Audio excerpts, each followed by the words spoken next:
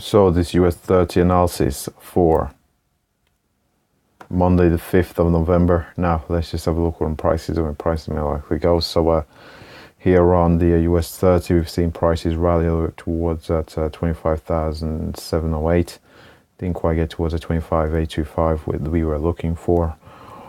From the 25,708 we've seen the sell side momentum come back into the prices, taking us down towards that 25,101. Again, an area previously found support and resistance, again acting as support here on the US 30. Broke above the 400 period moving average here, do appear to be holding at present and testing at 25,243. If we can hold that 243, we are looking for a move back up towards a 512 successful break, from which look at the most recent high in around 25,708, but ultimately we're looking for a move towards that 25,825. Beyond 25,825, looking at that 879, 952, 879, 952, and beyond that looking at a move towards that 26,086 here on the US 30.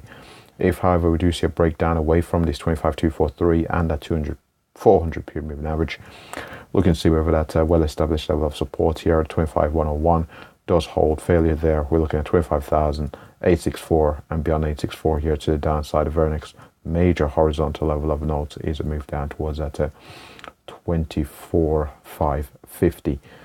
So we're possibly looking at that being the far end of the range. I don't anticipate that 25,420 or that 24,238 coming into focus here on the US 30. What we'll do now is have a look here at the higher time frame, see how prices are developing. So we'll have a look here at the weekly chart. So on this weekly chart here, as you can see, we've had this very sharp accelerated momentum at the start of the year, had a sell-off, had this slow recovery to the upside, made new highs for the year, and we've had a sharp pullback from there.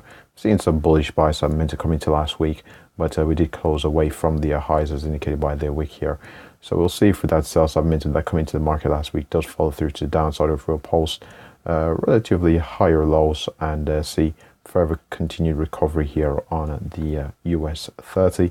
And finally, we'll have a look here at the daily chart. So on this daily chart of the US 30, we've had the lows, we've made new lows, and we've had this rally to the upside. We've had a pretty sizable sell-off there. As we can see, the high to low range on Friday was it's fairly large, and we did have a strong rally to the upside, but we did have a sharp pullback.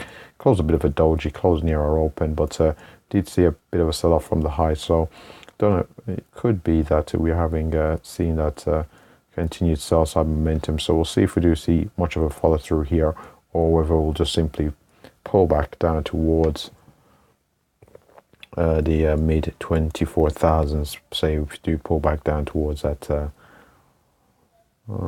550, find support and see a continued recovery here to the upside on the US 30. But we broke out of our uptrend, started trend here to the downside, saw this sharp acceleration in momentum. So we'll see if we can post relatively higher lows and see a bit of a recovery here on the US 30. And with that said, that pretty much wraps up the US 30 analysis. Thanks for watching.